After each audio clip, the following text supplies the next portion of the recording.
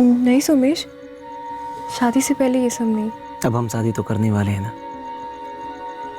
अब हमने अपनी दुनिया बना ली और हम दिल से तुम्हें अपनी पत्नी मान चुके हैं। पत्नी मानने में और पत्नी होने में बहुत फर्क है। पहले शादी कर लेते हैं, फिर शादी के बाद ये सब।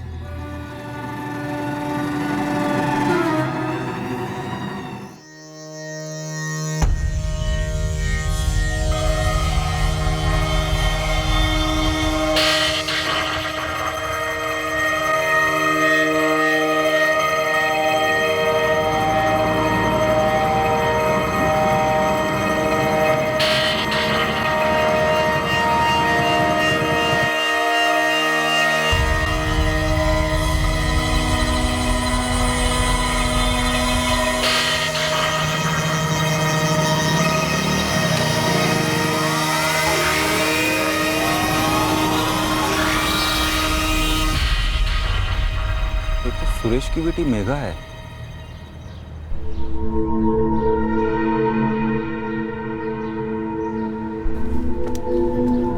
आधा किलो दाल देना। और कैसी है तू? हम ठीक है। और तेरी बड़ी बहन मेघा? वो भी ठीक है।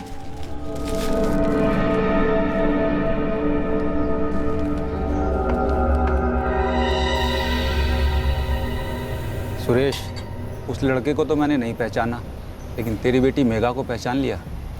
मेघा और रोहिणी दोनों जवान हो रही हैं। इस उम्र में कदम बहकते देर नहीं लगती। ज़रा लगाम लगा सुरेश, कहीं ऐसा ना हो कि भाग जाएं।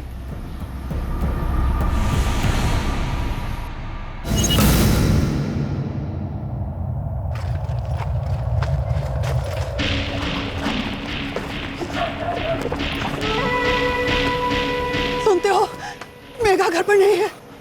घर पर नहीं है मतलब? कहाँ गई वो? पता नहीं, हम तो रसोई में खाना बना रहे थे और वो दूसरे कमरे में थी।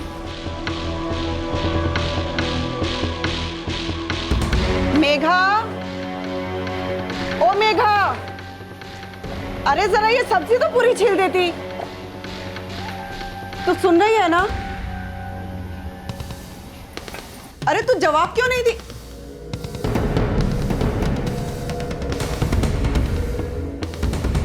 मेघा, मेघा, मेघा,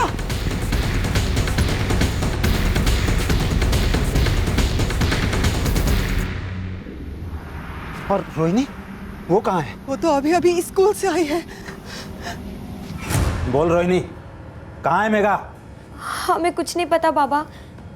दीदी ने हमें कुछ नहीं बताया था। नहीं, वो उस लड़के सोमेश के साथ तो नहीं भाग गई?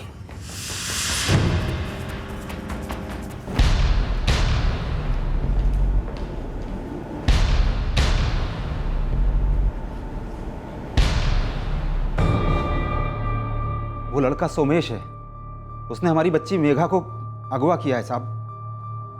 बच्ची है सिर्फ 17 साल की। सोमेश ने उसे अगवा किया है या अपनी मर्जी से उसके साथ भागी है? नहीं साहब, वो तो बच्ची है। उस कमीने ने उसको अगवा किया है। मेघा के पास मोबाइल है? जी। नंबर दीजिए। 64445।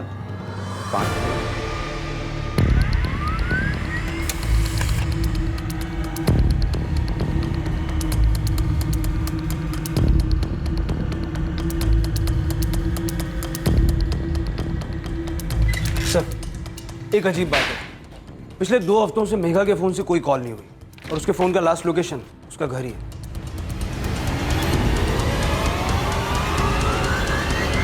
ये सुरेश जरूर हमसे कुछ छुपा रहा है।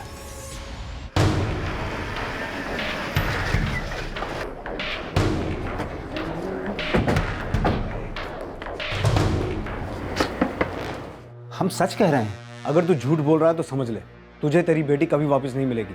तेरी बेटी अपना मोबाइल फोन अपने घर पे रख के गई है। इससे साफ पता चलता है कि अपनी मर्जी से सुमेश के साथ भागी है। ये सुमेश है कौन?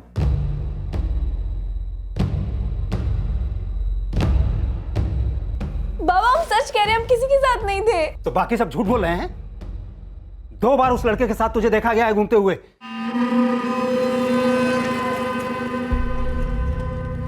पहली बार तूने कहा कि कोई नहीं था, हमने मान लिया, लेकिन कल फिर तू उस लड़के के साथ दोबारा घूम रही थी।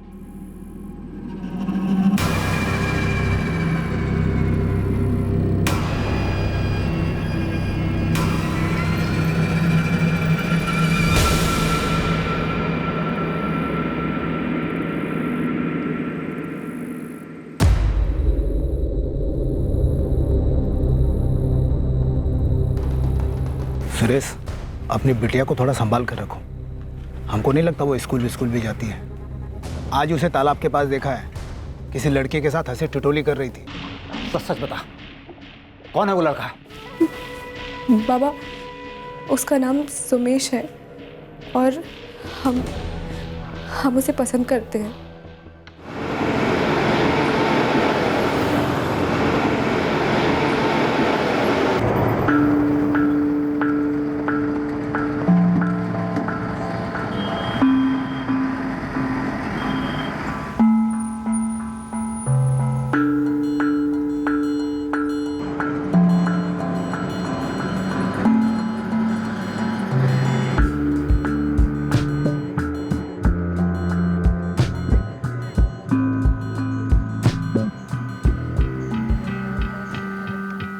ध्यान कहाँ रहता है तेरा? है इन बच्चियों को लेकर अपने मायके जाती है पिरवा, वहां उस लड़के के साथ ये घूमती रहती है और तुझे कुछ पता ही नहीं।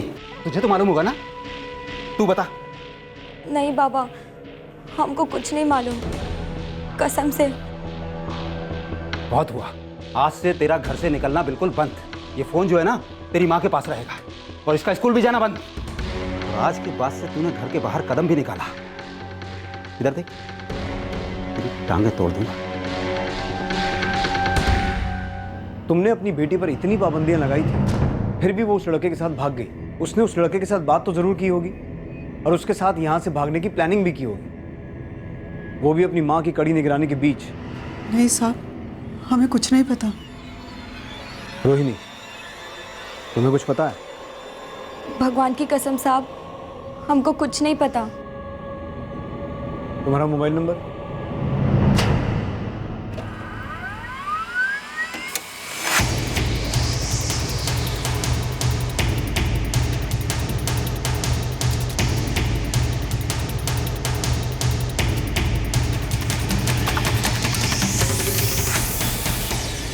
सर, मेघा और उसके पिता सुरेश के कॉल रिकॉर्ड्स में एक नंबर कॉमन है, जो कि अब बंद है। यह नंबर जरूर सोमेश का ही होगा। मतलब मेघा अपने पिता के फोन से सोमेश को फोन करती थी।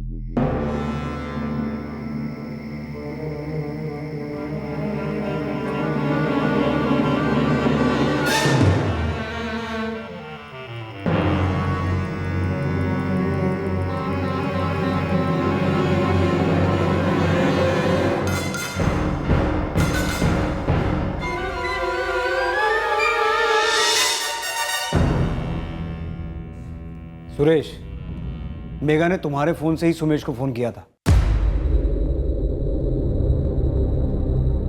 तो ये तो हो नहीं सकता कि घर के किसी आदमी को इस बारे में पता ही ना हो। हमें सच में कुछ नहीं पता साहब।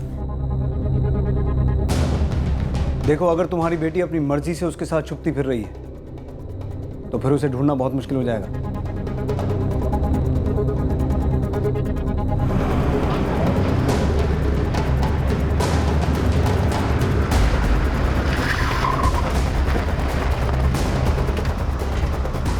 पता नहीं साहब, ये सोमेश का है और पिछले 3 दिन से उसका कोई अता पता भी नहीं साहब। रहता कहाँ वो? यहाँ पासी के गांव में रहता है साहब, अकेला रहता है वो। उसके माँ बाप यहाँ नज़दीक में एक नारजियापुर गांव है, उसमें रहते हैं।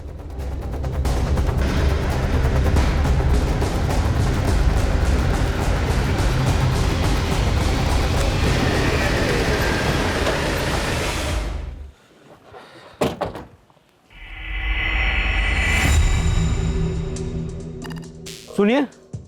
मालूम नहीं साहब, पिछले 2-3 दिनों से वो घर आया ही नहीं।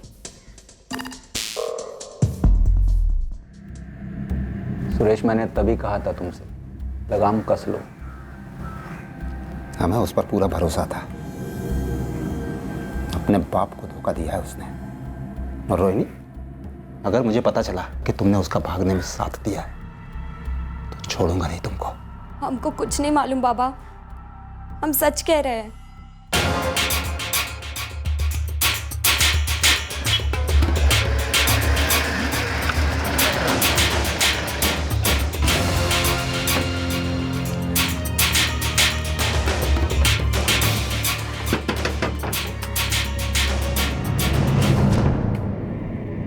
जी साहब, वो यहाँ नहीं है, कल ही चला गया। क्या वो मेघा नाम की किसी लड़की के साथ आया था? जी साहब, और इसी वजह से हमसे बहुत गालियां भी खा के गया साहब। पगला गया है, मत मारी गई है तेरी। कोई ऐसे लड़की को भगा के लाता है? देख, इसे जाकर इसके घर पहुंचा दे। नहीं माँ, हम मेघा से बहुत प्यार करते हैं और अब शादी भी करेंगे तो इसी से करेंगे। देख बेटा, इसका तो दिमाग खराब हो गया। तू अपने घर चली जा, तेरे माँ बाप परेशान हो रहे होगे। हम भी सुमेश से बहुत प्यार करते हैं और हम वापस नहीं जा सकते। हमारे माँ बाबा हमें जान से मार देंगे। ठीक है, जो तुम्हारे जी में आए वो करो। हम इस शादी को नहीं मानते। भगवान के लिए अभी यहाँ से चले जाओ, चले जाओ यहाँ से। साहब हमें कुछ सही नहीं लगा, इसलिए हमने उसे यहाँ से जाने के लिए कहा। हमने उसे बहुत समझाया कि उस लड़की को उसके माँ बाप के घर पहुँचा दे। अब वो कहाँ है हमें कुछ नहीं पता साहब। सर, सोमेश के माँ बाप के साथ बात हुई। वो लड़की मेघा अपनी मर्जी से ही उसके साथ भागी। अब तो मेघा को ढूंढना बहुत मुश्किल हो जाएगा क्योंकि अपनी मर्जी से भागी, ऊपर से नाबालिग। एक काम करो, इन दोनों की फोटो सर्कुलेट करो, कहीं भी जा सकते हैं। शायद दिल्ली की तरफ गए हों। सब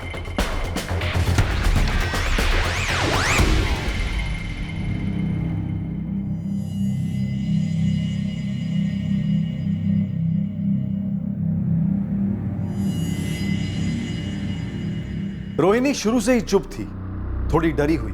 क्या कोई ऐसा राज था जो रोहिणी के दिल में कैद था, जिसके बारे में उसने अभी तक किसी को कुछ नहीं बताया था?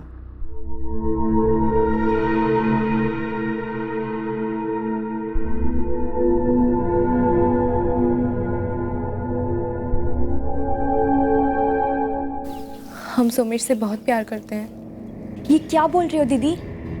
अगर बाबा को पता चला कि तुम उनके फोन से रोज उससे बात करती हो तो आफत आ जाएगी। हमें पता है, लेकिन हम सोमेश के बिना नहीं रह सकते, इसलिए हम उसके साथ जा रहे हैं। साथ जा रहे मतलब? तुम उसके साथ भागना चाहती हो? पागल हो गई हो क्या दीदी? ये सब क्या सोच रही हो? अम्मा तुम पर 24 घंटे नजर गड़ाए हैं। अगर बाबा को पता भी चला कि तुम ऐसा कुछ सोच रही हो तो जान से मार डालेंगे। तुम हमारी मदद करो। कल जब तुम स्कूल के लिए निकलोगी तो अपने बैग में हमारे कुछ कपड़े रख लेना और कल स्कूल मत जाना। हाईवे के पास हमें मिलना। क्यों हमें फंसा रही हो इसमें? बाबा हमारी खाल खींच लेंगे। कुछ नहीं होगा तुझे। अगर कोई कुछ भी पूछे तो कह देना कि तुम्हें कुछ नहीं पता।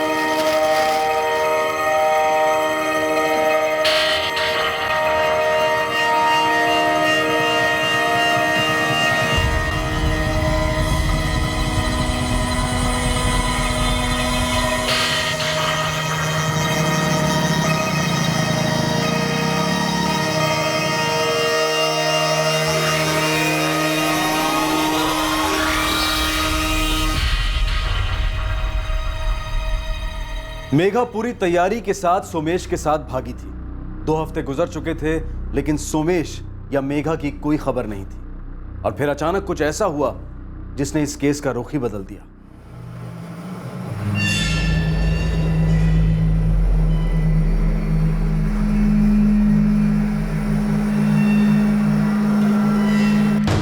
सर, हर जगह मेघा और सोमेश के फोटो भिजवाए, लेकिन दोनों का कहीं भी कुछ भी पता नहीं चला। बहुत प्लानिंग के साथ भागे हैं दोनों, ताकि उन तक कोई ना पहुंच सके। मुझे डर है कहीं कोई अनहोनी ना हो जाए।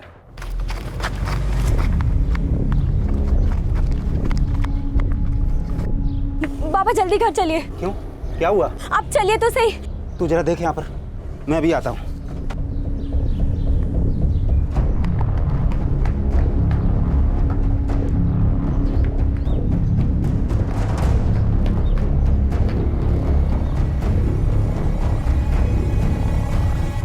मेघा, बाबा। बेटा मेघा, तू हमें छोड़ के कहाँ चली गई थी? हमें माफ कर दीजिए बाबा, हमसे बहुत बड़ी गलती हो गई। लेकिन हुआ क्या? तू सचमुच में सोमेश के साथ भाग गई थी क्या? मेघा, उसने तेरे साथ कुछ ऐसा वैसा तो नहीं किया ना?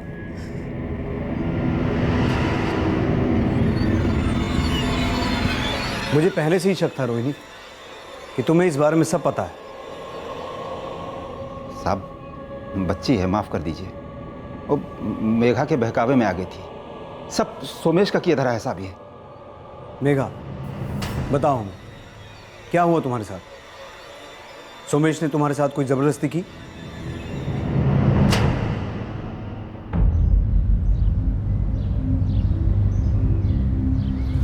आओ मेघा।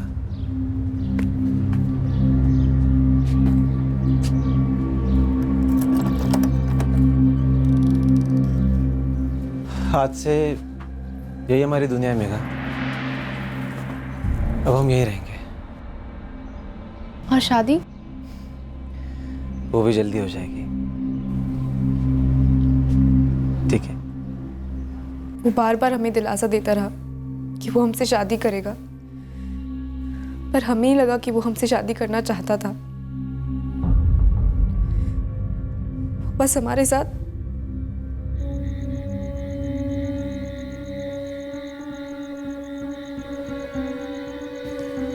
नहीं सोमेश, शादी से पहले ये सब नहीं। अब हम शादी तो करने वाले हैं ना। अब हमने अपनी दुनिया बना ली और हम दिल से तुम्हें अपनी पत्नी मान चुके हैं। पत्नी मानने में और पत्नी होने में बहुत फर्क है। पहले शादी कर लेते हैं, फिर शादी के बाद ये सब।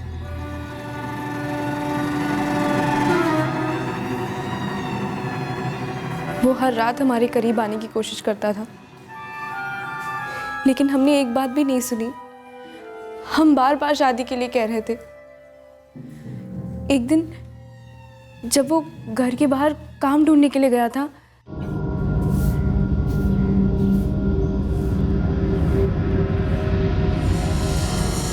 तुम सोमेश के साथ इधर ही रहती हो? जी। शादी हुई है या ऐसे ही? शादी हुई है ना, लेकिन आप ऐसा क्यों पूछ रही हैं? ऐसे ही पूछ लिया। उस सोमेश की दूसरी बीवी भी तो है ना, यहाँ बगराई गांव में ही रहती है। तुम्हें सोमेश के साथ देखा तो सोचा पूछ लेती हूँ।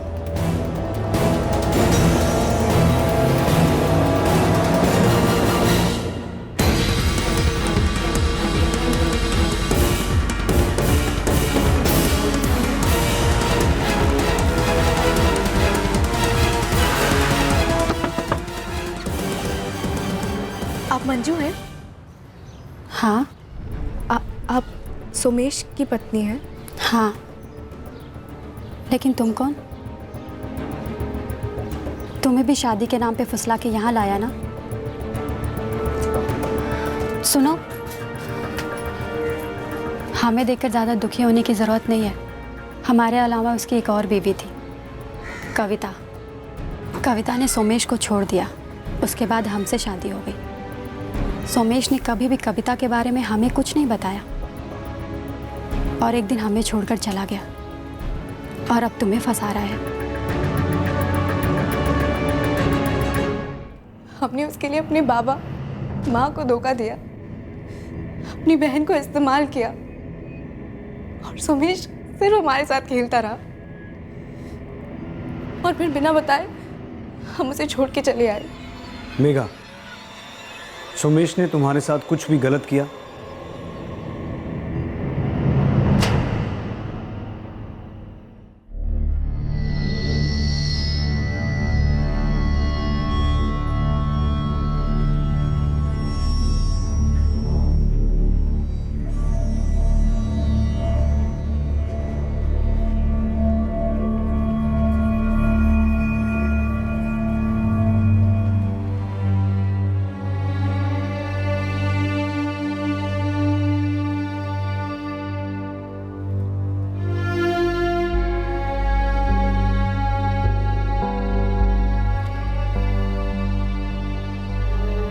मेघा, इसे रख ले। नहीं बाबा, हमें इसकी कोई ज़रूरत नहीं है। बेटा, सुबह का भूला अगर शाम को वापस घर आ जाए तो उसे भूला नहीं कहते हैं। गलती तो सब करते हैं, पर अपनी गलती का एहसास कर लेना बहुत बड़ी बात होती है। तुझे अपनी गलती का एहसास हो गया है, आगे से ऐसी गलती नहीं होगी। ले, इसे रख ले।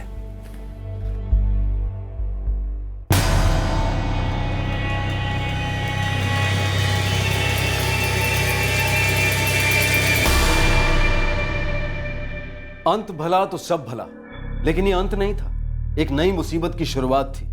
एक ऐसी मुसीबत जिसके बारे में किसी ने सोचा भी नहीं।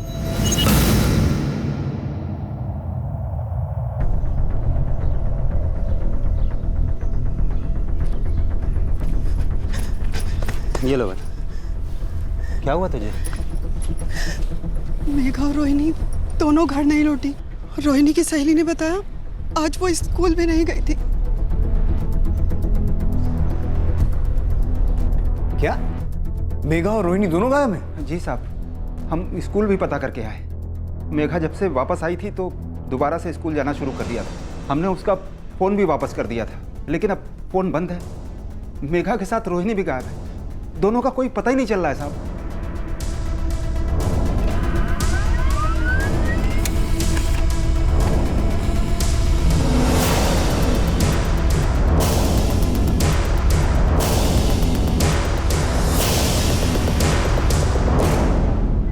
सर, मेघा का फोन अभी बंद है और सोमेश का भी। सबसे चौंकाने वाली बात यह है कि लगातार पिछले 2 हफ्तों से मेघा सोमेश के टच में थी और आज सुबह आखिरी कॉल भी उसने सोमेश को ही किया था।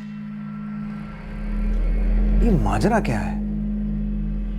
मेघा खुद सोमेश को छोड़कर वापस आती है और दोबारा उसी के साथ भाग जाती और इस बार रोहिणी को भी साथ ले जाती।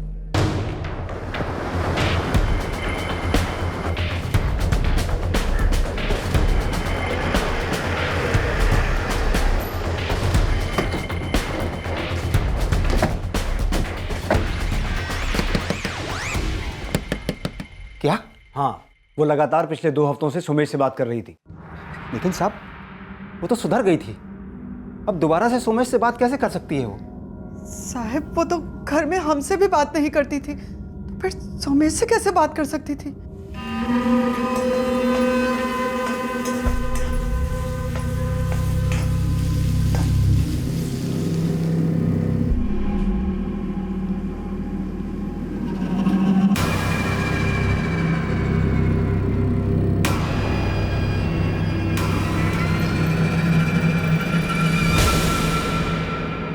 ऐसा नहीं हो सकता साहब।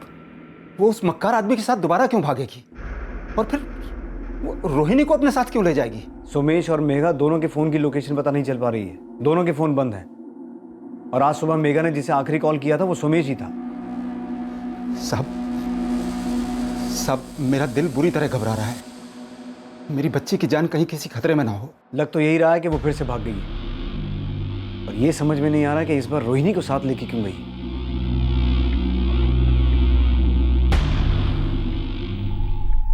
भगवान जाने हमारे प्यार में क्या कमी रह गई थी।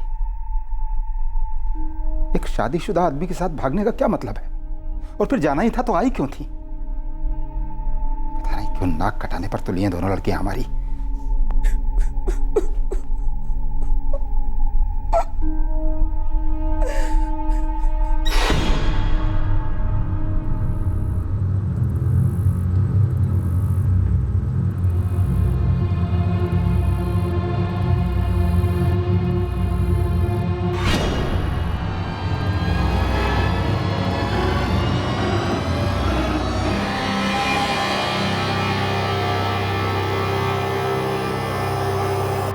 सर, धुरीबा गांव से इंस्पेक्टर जयकांत ठाकुर का फोन आया था। वहां उन्हें 2 बॉडीज मिली।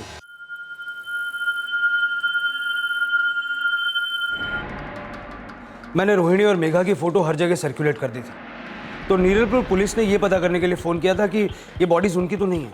दोनों का चेहरा बुरी तरह कुचला गया है, पहचान पाना मुश्किल है। सर, हमें आइडेंटिफिकेशन के लिए रोहिणी और मेघा के माँ बाप को बुलाना। ठीक है, बुलाओ उन दोनों को।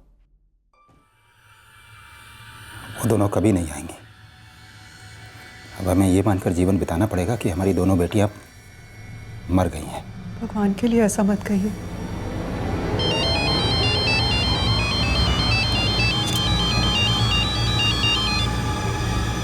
हेलो,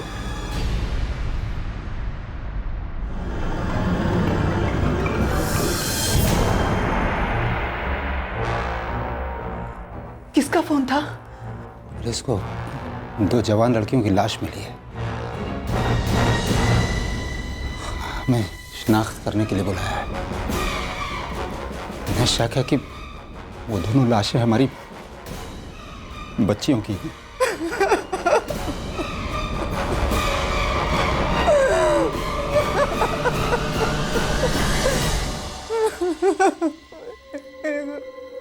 ना तो मेघा के माँ बाप को और ना ही पुलिस को यह पता चल पाया कि आखिर मेघा और सोमेश के बीच में क्या हुआ। इस बार तो रोहिणी भी मेघा और सोमेश के साथ गायब थी और अब यह कह पाना मुश्किल था कि पुलिस को जो 2 लड़कियों की लाशें मिली थी, क्या वो मेघा और रोहिणी की थी। कहते हैं प्यार अंधा होता है, तो क्या अपने प्यार के भुलावे में मेघा किसी खतरे में पड़ गई थी? और फिर रोहिणी उसके साथ क्यों गई थी? ऐसा कौन सा जादू कर दिया था सोमेश ने मेघा के ऊपर कि ये जानने के बाद भी कि उसकी 2 शादियां हो चुकी हैं, मेघा उसके साथ भाग गई? क्या कोई ऐसा था जिसे कुछ पता था लेकिन उसने चुप्पी साध ली थी? वो दोनों कभी नहीं आएंगी। अब हमें ये मानकर जीवन बिताना पड़ेगा कि हमारी दोनों बेटियां मर गई हैं। भगवान के लिए ऐसा मत कहिए।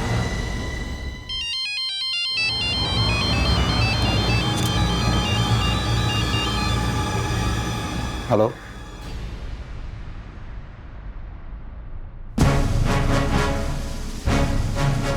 किसका फोन था?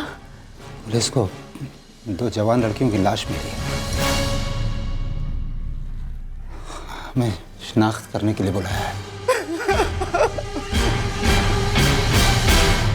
इन दोनों को गला दबाकर मारा गया है और इनको मरे हुए भी कम से कम 48 घंटे हो चुके हैं। बॉडी पर और कोई आइडेंटिफिकेशन नहीं।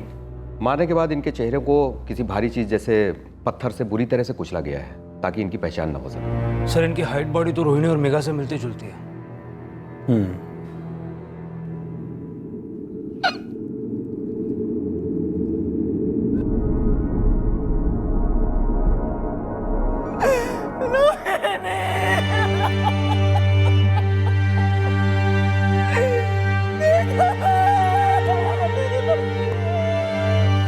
तुम्हें पक्का यकीन है ये मेघा और रोहिणी की लाशें हैं? जी साहब।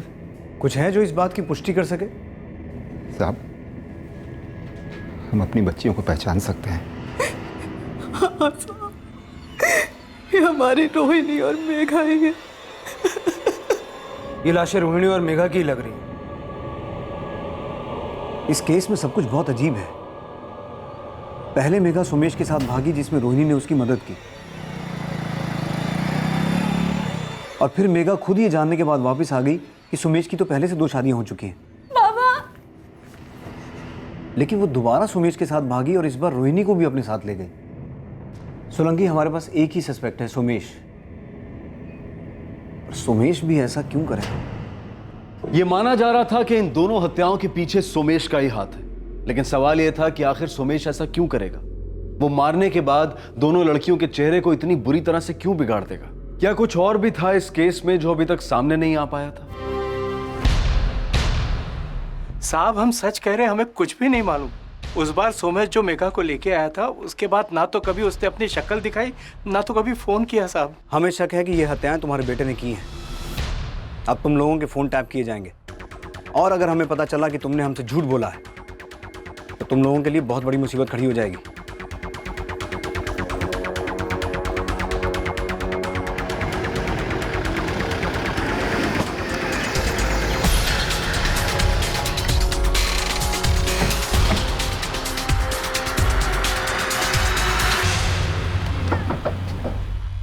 पता नहीं साहब कहाँ है, क्या कर रहा है।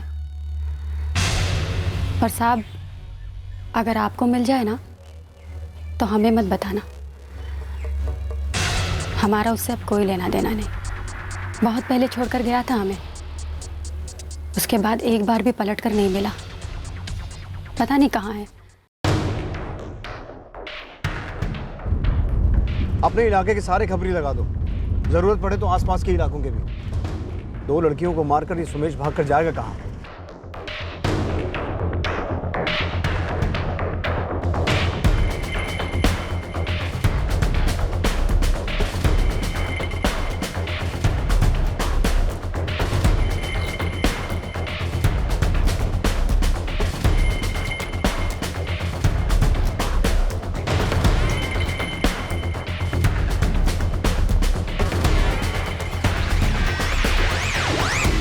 सर, इस सोमेश की कोई भी इंफॉर्मेशन नहीं मिल रही है। 4 दिन हो गए, कुछ पता नहीं चला। हो सकता है वो हमें कभी मिले ही ना। ये सिर्फ मेघा और रोहिणी के मर्डर्स का मामला नहीं लगता, ट्रिपल मर्डर भी हो सकता है। लेकिन ऐसा कौन कर सकता है सर? वही जिसे मेघा, रोहिणी और सोमेश पर सबसे ज्यादा गुस्सा था।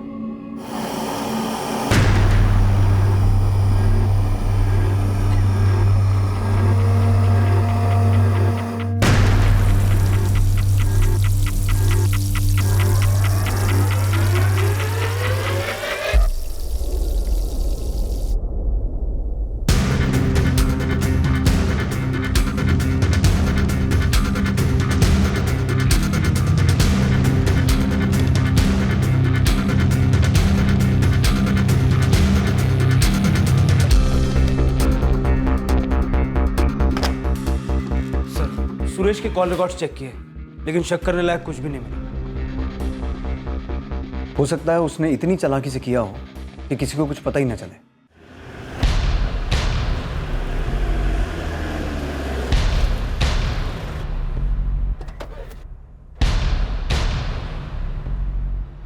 क्या हुआ साहब, कुछ पता चला क्या? हमारे साथ चलो, शायद सब पता चल जाए।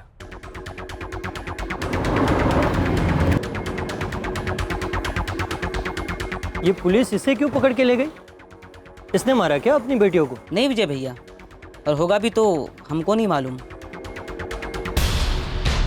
ये कैसी बातें कर रहे हैं साहब? आप ऐसा सोच भी कैसे सकते हैं कि हम अपनी बच्चियों को खुद मार देंगे? तुमने अपनी बेटियों को खुद ही खोज लिया था। गुस्सा तो तुम्हारे अंदर था ही, क्योंकि तुम्हारी बेटियों ने तुम्हें 1 बार नहीं 2 बार धोखा दिया था। इसलिए इसी गुस्से और नफरत में तुमने अपनी बेटियों को मार के फेंक दिया, और कोई उनकी लाशों को पहचान ना पाए इस तरह से उनका चेहरा कुचल दिया। और जब हमें लाशें मिली तो तुमने उन्हें पहचान भी लिया। सुरेश, अब इतना बता दो, सुमेश को मार के कहां फेंका है? साहब, हमने ऐसा कुछ नहीं किया है। एक तुम ही ऐसे आदमी हो जिसके पास ये हत्याएं करने की वजह है। आज तो मेरे पास तुम्हारे खिलाफ कोई सबूत है नहीं, लेकिन जिस दिन सबूत मिल गया ना, उस दिन तुम्हें मेरे हाथों से कोई नहीं बचा पाएगा। एक तो पहले से ही गांव वाले हम पर थूक रहे हैं कि हम अपनी बेटियों को संभाल नहीं पाए, और अब पुलिस वाले भी हम पर शक कर रहे हैं कि हमने खुद अपनी बच्चियों की जान ली है, और उस सोमेश की भी। सुमेश का कहीं कोई पता नहीं था, और अब इस बात की भी आशंका जताई जा रही थी कि शायद ये ऑनर किलिंग का मामला हो और मेघा और रोहिणी के घर वालों ने ही उनकी हत्या की हो। पुलिस अपनी इन्वेस्टिगेशन में लग गई, लेकिन इस इन्वेस्टिगेशन से कहीं दूर इस केस के बारे में एक चौंकाने वाली बात सामने आई।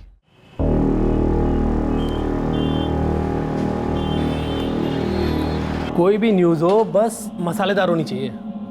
कम से कम दिन में 4 बार उछालने के काम तो आए। अब मसालेदार है या नहीं ये तो मैं नहीं बता सकता, लेकिन तकरीबन 1 हफ्ते पहले यहाँ 2 बहनों का मर्डर हुआ है। दोनों बहनें घर से भागी हुई थी। पहले लग रहा था कि शायद किसी लड़के के साथ भागी है और उसी लड़के ने इन दोनों को मारकर फेंक दिया है। हालांकि पुलिस ने इस लड़के को ढूंढने की बहुत कोशिश की, पर अब जब लड़का नहीं मिल रहा है तो पुलिस को लग रहा है कि ये ऑनर किलिंग्स हैं जो कि खुद लड़की के बाप ने की हैं। इंटरेस्टिंग यार, ऑनर किलिंग की कहानियां तो लोग बहुत देखते हैं। सकर भेज दे। ठीक है, तो मैं तुम्हें प्रिंट आर्टिकल्स और फोटोग्राफ्स दोनों भेज रहा हूँ, और अगर बाइट्स मिलते हैं तो बाइट्स भी भेज देता हूँ। चल ठीक है, जल्दी करना है ना। Okay okay, don't worry.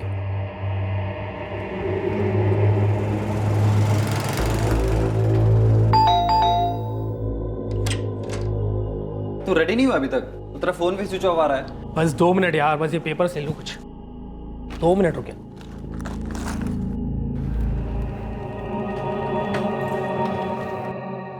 Manish यार 2 मिनट रुक, कुछ प्रिंट आउट लेना है।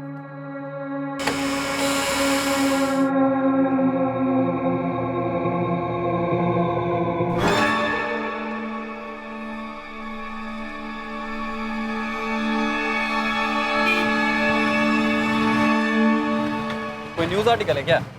2 बहनें हैं, मर्डर हुआ है।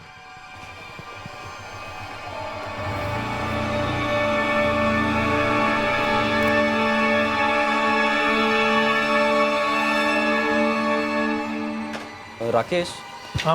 वो फोटो फिर से दिखाना। क्यों? दिखा तो। क्या हुआ?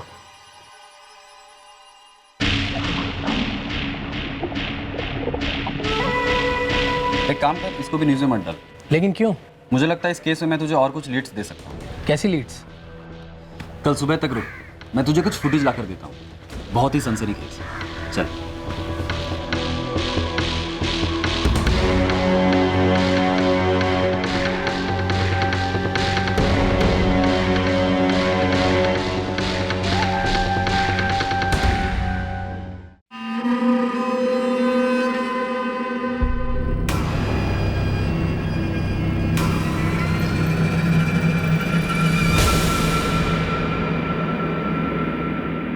जूनियर रिपोर्टर मनीष के हाथ दिल्ली में ऐसा क्या लगा था जिसने इस केस का रुख ही बदल दिया?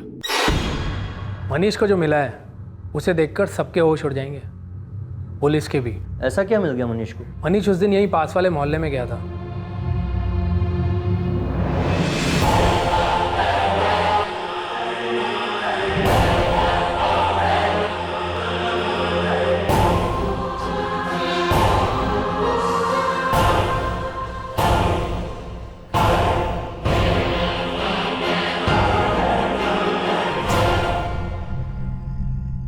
वो दोनों लड़कियां जिंदा हैं। मेघा और रोहिणी जिंदा है? और वो भी दिल्ली में? हाँ, और वो वहां 2 लड़कों के साथ रह रही हैं।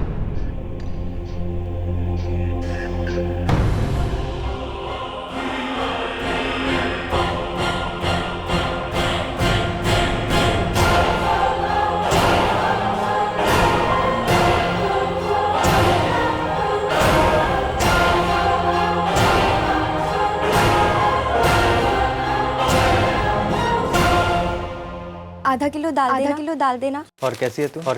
हम ठीक है। और तेरी बड़ी बहन मेघा? वो भी ठीक है।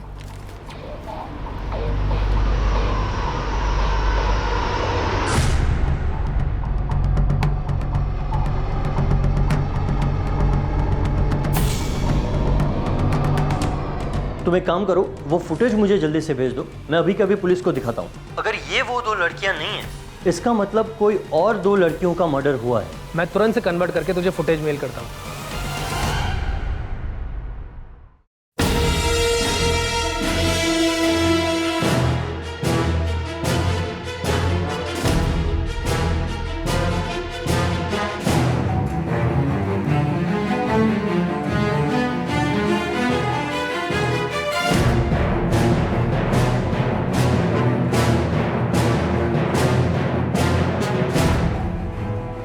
फिर वो 2 डेड बॉडीज किन लड़कियों की थी? सोलंकी, टीम रेडी करो।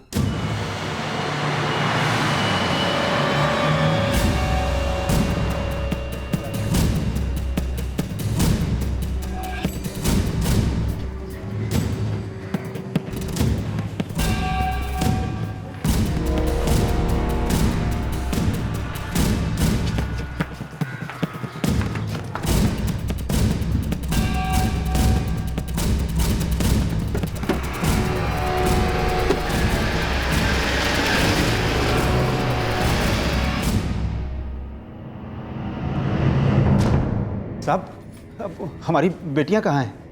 हमारी पूछताछ के बाद उनसे मिल सकते हो। लेकिन साहब, पुलिस क्या सोच रही थी और ये केस क्या निकला? 2 लड़कियां अपनी मर्जी से 2 लड़कों के साथ भाग गईं और पुलिस और घर वालों से बचने के लिए 2 लड़कियों का कत्ल कर दिया गया। ये पहली बार नहीं हुआ था, ऐसा पहले भी कई बार हो चुका था। तो क्या इस बार भी ऐसा ही हुआ था? नहीं साहब, हमने किसी को नहीं मारा साहब। तो फिर वो लाशें किसकी थी जो हमें मिली? हम नहीं जानते साहब, लेकिन हमने किसी का खून नहीं किया साहब। हम तो बस यहाँ से भाग के दिल्ली गए थे और इतने दिन से वहीं रह रहे थे साहब। और तुम कौन हो? जी हम तो रोहिणी के दोस्त हैं, गांव में ही किराने की दुकान में नौकरी करते थे साहब। हम तो इन लोगों के साथ इसलिए गए थे कहीं सुमेश इन दोनों को कुछ नुकसान ना पहुंचा दे। ये सब क्या है मेगा? तुम तो वापस आ गई थी ना? आ गए थे और बहुत खुश भी थे। फिर बाबा ने हमें हमारा फोन दे दिया वापस। ले, इसे रख ले। उन दिनों सुमेश हमें लगातार फोन करता था। हमें माफ़ कर दो कि हमने तुम्हें अपनी शादी के बारे में नहीं बताया, लेकिन मेघा, हमारी शादी हमारी मर्जी के खिलाफ हुई थी। हमारे माँ बाबूजी ने जबरदस्ती हमारी शादी कराई थी। ठीक है, मान लेते कि पहली शादी जबरदस्ती से हुई, लेकिन दूसरी? मेघा, वो हमारी गलती थी। ये तो तुम हमारे लिए भी कहोगे ना? नहीं मेघा, ऐसा मत कहो। हमारी बात पे यकीन करो मेघा, हम तुमसे बहुत प्यार करते हैं।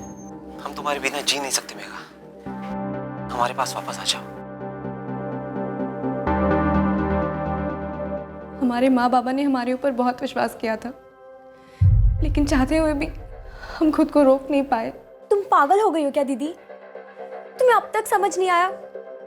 वो लड़का तुमसे प्यार व्यार नहीं करता। हमारा दिल जानता है, वो हमसे बहुत प्यार करता है। अगर पिछली बार की तरह तुमने इस बार भी भागने की कोशिश की तो बाबा तुम्हें नहीं छोड़ेंगे।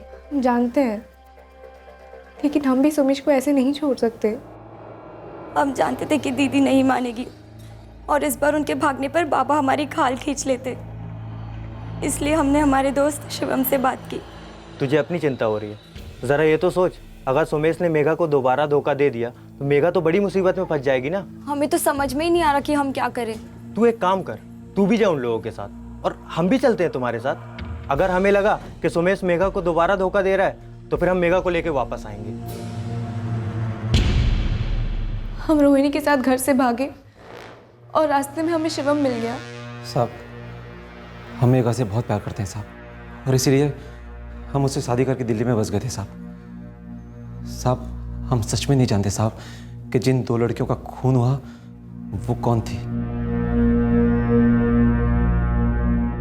माँ, बाबा हमें माफ कर दीजिए, हम सुमेश को भूल नहीं पाए।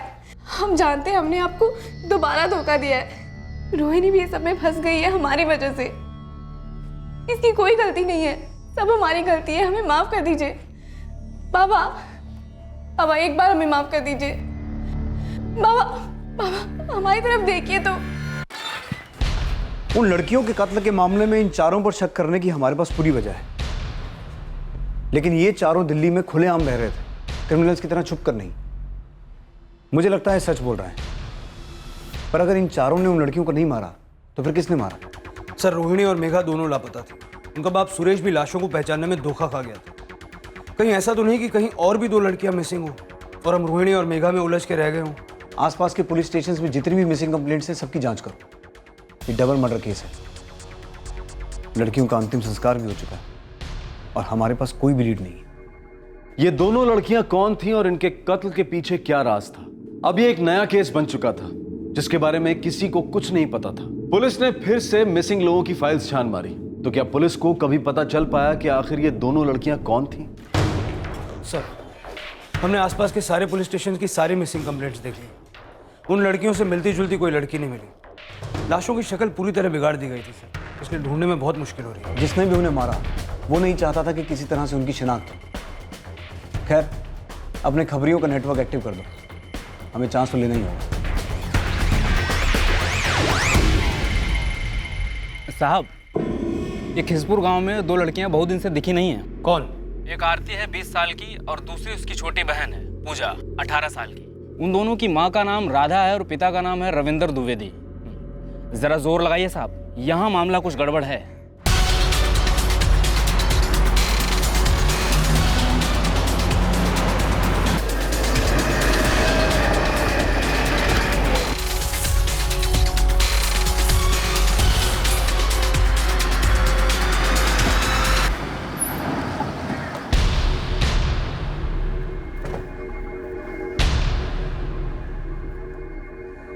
जी हम आपसे आपकी बेटियों के बारे में कुछ पूछने आए हैं। पूजा और आरती कहाँ हैं दोनों? वो दोनों मुंबई में हैं साहब। हमें पूजा और आरती दोनों की फ़ोटो चाहिए। पर आप उन्हें काहे ढूंढ रहे हैं साहब? ऐसे ही उनके बारे में पता करना चाहते हैं कि दोनों हैं कहाँ। जी।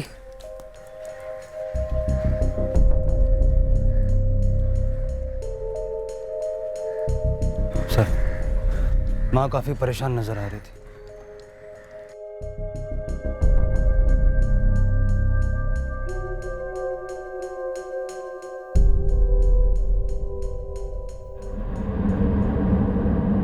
मुंबई में क्या करती हैं ये दोनों? इन दोनों ने शादी कर ली साहब। और इनके पति वो क्या करते हैं? हमें नहीं पता साहब, दोनों घर से भाग गई थी।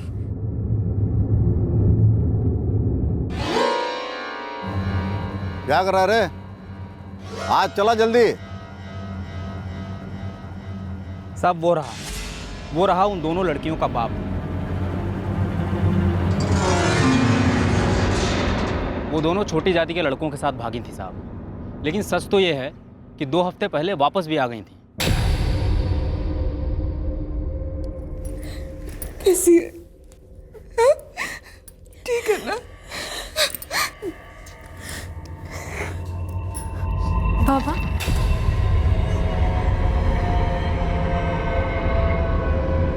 माँ का दिल तो माँ जैसा ही होता है साहब, लेकिन बाप का गुस्सा ठंडा नहीं हुआ।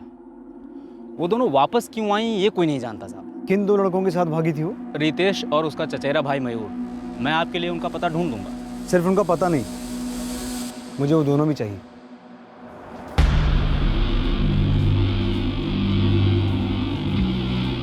हमारा नाम रितेश है। हमारी पूजा से शादी ज़रूर हुई थी, लेकिन वो हमारे साथ नहीं। हमारा नाम मयूर है साहब। हमारी भी आरती से शादी हुई थी, लेकिन वो हमारे साथ नहीं है। हमें पिछले 2 हफ्तों से उन दोनों के बारे में कोई खबर नहीं साहब। उनका कोई फ़ोन नहीं आया, तो हमारी भी हिम्मत नहीं हुई कि उनके घर जाके देखें। हम लोग काफ़ी डरे हुए थे साहब। अगर उन दोनों ने तुम्हारे साथ भाग के शादी कर ही ली थी, तो फिर वो वापस क्यों आई? साहब उनके बाबा रविंदर को हमारे बारे में सब पता चल गया था, और उन्होंने आरती को फ़ोन किया था। पापा हम लोग अपनी मर्जी से यहाँ आए हैं। मैं मयूर से बहुत प्यार करती हूँ और पूजा रितेश से। ये क्या पागलपन है आरती? तुम दोनों हमारी मुंह पर कालिक पोत कर चली गई। एक बार भी अपनी माँ और बाबा का ख्याल नहीं आया मन में? पापा हमें आप दोनों का बहुत ख्याल आया, लेकिन अगर हम आपको सच बताते तो क्या आप हमारी शादी के लिए कभी राजी होते? देखो, जब तक शादी में बड़ों का आशीर्वाद ना हो वो शादी नहीं होती। अगर हम वहाँ शादी करते तो क्या आप हमें आशीर्वाद देते? देखो बेटा, हम और तुम्हारी माँ तुम दोनों को बहुत याद करते हैं। बस तुम दोनों वापस आ जाओ। हम आपसे वादा करते हैं कि रितेश और मयूर के साथ तुम दोनों की शादी करवाएंगे। हम करवाएंगे, वादा करते हैं। तुम्हारी माँ की हालत बहुत खराब है बेटा। दिन ब दिन उसकी तबीयत बिगड़ती जा रही है। तुम दोनों को याद करके रोती रहती है। हमारे लिए नहीं, लेकिन अपनी माँ के लिए तो वापस आ जाओ।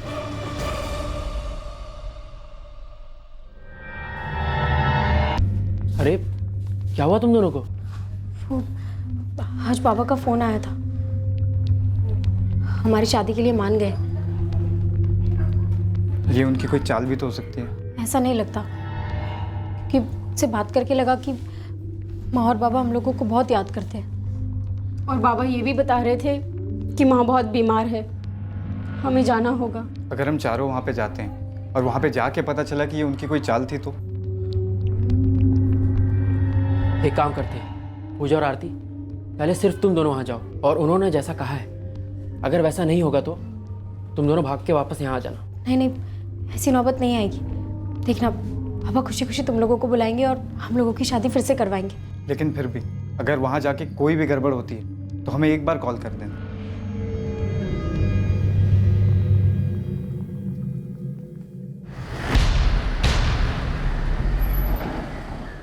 ये तुम्हारी दोनों बेटियां पूजा और आरती है?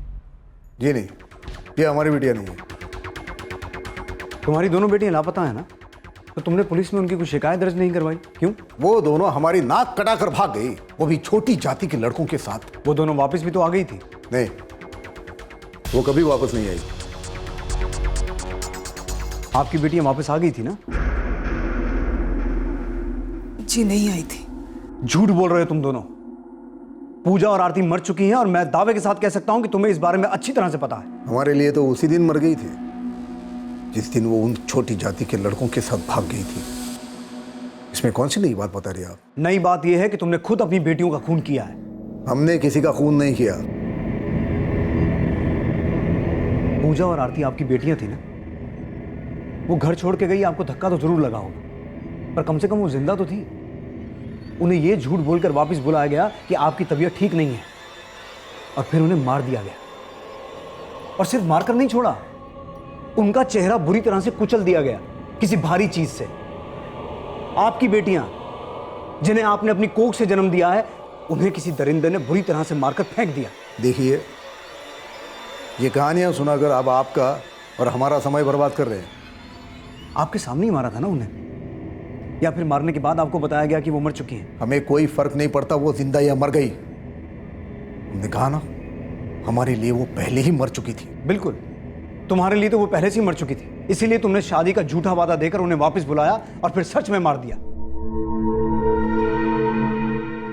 आप लोग यहां से चले जाइए। उन दोनों से हमें कोई मतलब नहीं था, ना ही रहेगा, और उन दोनों के बारे में हमें और कुछ भी नहीं जानना है। लेकिन हमें जानना है उनके हत्यारे के बारे में, जिसे पूजा और आरती की मां अच्छी तरह से जानती है।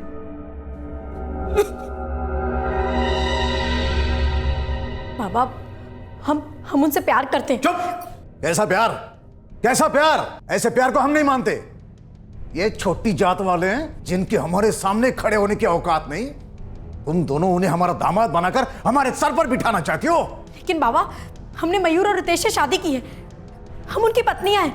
आप हमें जबरदस्ती बुला तो सकते हैं, लेकिन हमें वापस जाने से नहीं रोक सकते। हम लोग वापस जा रहे हैं, चल।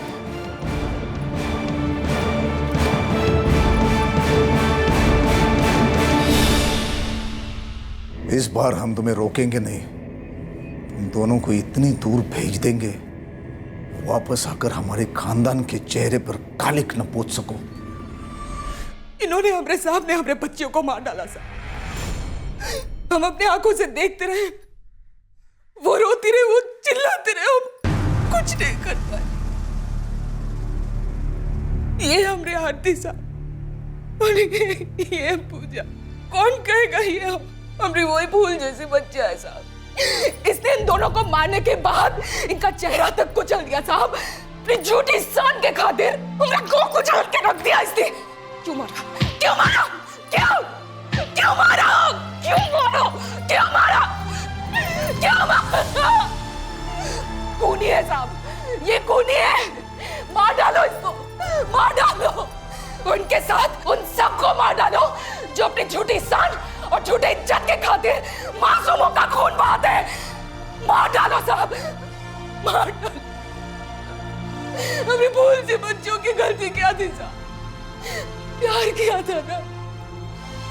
अगर प्यार करना गलती है, अगर प्यार करना गुनाह है, तो इन जैसे लोग जो नफरत फैलाते हैं, उनका क्या?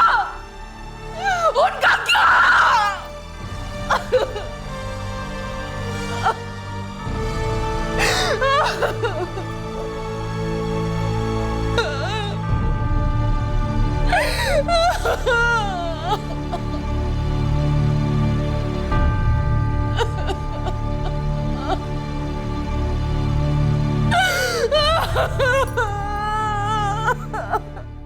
बाबा, हमें माफ कर दीजिए। हमें पता है हम गलत हैं, पर हम सोमेश से बहुत प्यार करते हैं। हम चाहते हैं कि उसके खिलाफ ये केस हम वापस ले लें। हम अपनी मर्जी से भागे थे। और बाबा, शिवम सिर्फ हमारा दोस्त है, हमारे बीच इससे ज़्यादा और कुछ भी नहीं है। और वो हमारे साथ गया भी इसलिए था ताकि मेघा दीदी और हमारा ख्याल रख सके। मान जाइए ना बाबा।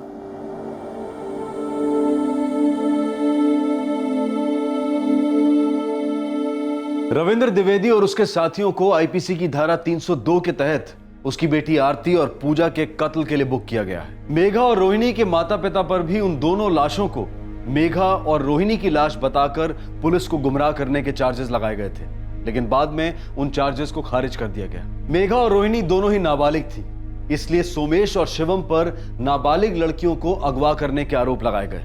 फिलहाल दोनों जुडिशियल कस्टडी में हैं। पुलिस को पहले से ही मालूम था कि यह ऑनर किलिंग का मामला है और उनका शक सही साबित हुआ। अंतर सिर्फ इतना था कि सुरेश अवस्थी ने अपनी बेटियों मेघा और रोहिणी को नहीं मारा था, बल्कि रविंद्र द्विवेदी ने अपनी बेटियों पूजा और आरती का कत्ल किया था। गुनहगार सिर्फ गुनहगार होता है, भले ही वो गुनाह इज्जत के नाम पर ही क्यों न किया जाए। जब समाज से जुड़ी कुरीतियों, अंधविश्वास और परंपरा के नाम पर कुछ गलत होता है तो उसमें गर्व करने जैसा कुछ नहीं होता। जाति, धर्म और समुदाय के नाम पर की जाने वाली हिंसा ये नहीं दर्शाती कि हिंसा करने वाला कितना इज्जतदार है, बल्कि ये दर्शाती है कि उस इंसान की मानसिकता कितनी खोखली है। बड़े शर्म की बात है कि आज के दौर में भी ऐसे लोगों की कमी नहीं जो इस तरह की कुरीतियों को बढ़ावा देते हैं। आपसे फिर मुलाकात होगी क्राइम पेट्रोल सतर्क में एक और नए केस के साथ। तब तक अपना ख्याल रखें, सुरक्षित रहें और याद रखें, सही वक्त, सही कदम, सतर्क रहें।